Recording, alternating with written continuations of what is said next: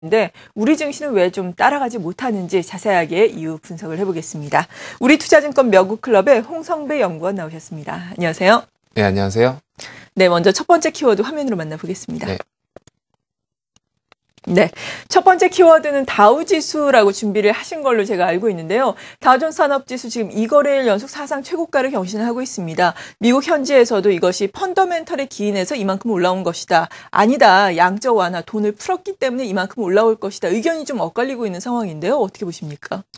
일단은 두 개 다 맞는 것 같다라고 생각은 들고요. 네. 근데 일단 근본적인 원인은 저는 일단 주택가격 상승에 힘입은 경제 지표들 개선, 그러니까 실제로 경제 회복이 완만하게 좀 이루어지고 있다라고 판단을 하고 있습니다. 일단 미국 증시가 사상 최고치를 계속 갱신하고 있습니다. 정말로 14,300선까지 올라갔다가 결국은 14,296으로 끝났죠. 그래서 뭐 양적 완화 지속, 뭐 경제지표 호조 뭐 이런 얘기들 하고 있습니다. 근데 일단 보시면은 그 자산 효과가 아닌가 싶습니다. 실질적으로 이제 집값이 상승하게 되면 그 내가 가지고 있는 돈이 늘어났다. 실질적으로 집값이 올라서 집을 팔아야 내 수중에 돈이 들어오지 않습니까? 근데 실질적으로 집값이 오르면 내가 돈을 벌었다라는 그런 판단을 하게 돼서 소비가 늘어나게 되는 그런 자산 효과가 발생하고 있다라고 생각을 하고 있습니다. 그래서 실제로 1월 전국 미국 쪽 전국 평균 집값이 이제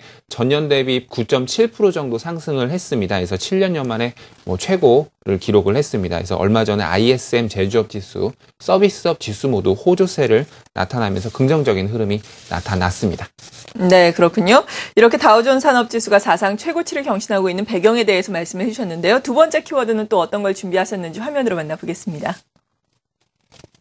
두 번째는 베이지북입니다. 간밤에 연준의 베이지북이 발표가 됐는데 경제활동 완만한 확장세를 지속하고 있다라고 평가를 하고 있습니다. 실제로 말씀해 주신 것처럼 미국의 주택지표도 그렇고 요즘에 경제지표 괜찮지 않습니까? 네, 맞습니다.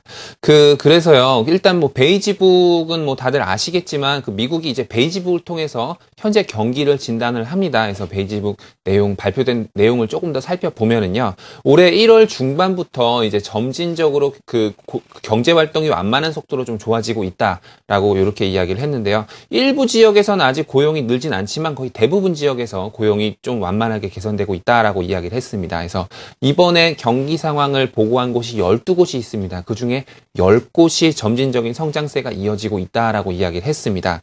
뭐 물론 일부 지역에서는 뭐 소매 판매가 조금 둔화되고 있다 뭐 이야기는 하고 있지만 뭐 대부분의 지역에서는 뭐 좋은 흐름 나타내고 있다라는 게 포인트인 것 같습니다. 그리고 그 경제 지표를 좀 보시면요, 미국 지난달 민간 부분 취업자 수가 시장 전망보다 큰 폭으로 늘어난 것으로 이제 나타났습니다. 그래서 ADP 고용 보고서에 의하면요, 그 2월 민간 고용이 19만 명 가까이 증가했다라고 발표했는데요. 그 실질적으로 이제 19만 8천 명입니다. 2월 예상치가 17만 명이었다라고 그 예상을 하고 있었으니까 예상치를 상회했습니다. 그리고 실제로 1월 민간 고용 수도 수정되어서 조정이 되었는데요. 그 19만 명 증가해서 이제 21만 5천 명 증가한 것으로 상향 조정되었습니다. 뭐 이런 부분들이 경제 회복세가 나타나고 있다라고 이렇게 판단이 되는 것 같고요.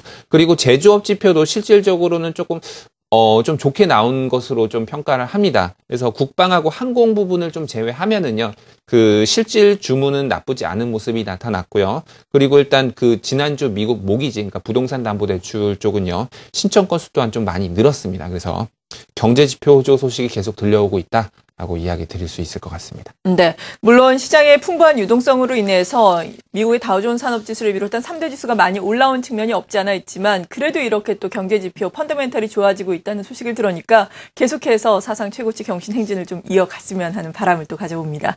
이것이 국내 증시에는 좀 훈풍이 되어야 할 텐데 국내 증시는 어떻게 봐야 하는지 세 번째 키워드를 통해서 알아보겠습니다. 상승 탄력 둔화입니다. 안타까운 소식이죠. 다우존스 산업지수, 미국 증시 랠리를 이어가고 있는데 우리 증시는 상승 탄력이 둔화되고 있어요. 어떻게 봐야 되겠습니까? 네. 최근에 이제 미국 시장은 오르는데요. 우리나라 증시는 이제 못 오르는 모습이 좀 발견이 되고 있습니다. 그 기술적인 지표로 조금 살펴본다라고 하면 최근에 상승이 탄력이 조금 둔화되고 있는 모습이 관찰되고 있습니다. 그래서 추세적으로는 코스피 지수는 조금 어느 정도 약간 좀 조심해야 될 필요가 있지 않을까라는 생각이 들고요. 그리고 코스닥도 어제부터 조금 조정이 나오고 있습니다. 뭐 물론 이게 시장의 어떤 상승 분위기가 하락 분위기로 반전되었다라고 이야기 드리긴 조금 이른 감이 없잖아 있습니다. 하지만 조금은 그래도 약간 한 발짝 물러서서 관망해보자라는 의견 드리고 싶고요. 이럴 때는 조금 공격적으로 시장에 참여하는 것보다는 약간 뭐랄까요, 그 시장을 좀 위에서 바라본다라고 하는 그런 자세가 조금 더 수익률이 좀 좋았던 것으로 생각이 됩니다. 그래서 최근에 그 어저께 코스닥 쪽을 보면 최근에 그 갤럭시 S4 관련주들이 매물이 좀 출회되는 모습들이 나와서 이것 또한 조금 조심히 좀 접근해야 될 필요가 있지 않을까 싶고요. 그리고 아직까지는 뭐 중국 로컬 업체에 제공하는 스마트폰을 제외하고 그 순수 갤럭시 S4 관련주들은 조금 따라가기에는 조금 부담스럽지 않나라는 생각이 듭니다. 네. 그래서 뭐 한 8분 능선까지는 오지 않았나라고 이렇게 판단하고 있습니다. 네, 그러니까 오를 만큼 올랐다라는 말씀이시네요. 어느 정도는 그런 것 같습니다. 네, 전반적인 우리 시장에 대한 투자 포인트까지 짚어봤습니다. 지금까지 우리투자증권 머그클럽의 홍성배 연구원이었습니다. 고맙습니다. 감사합니다.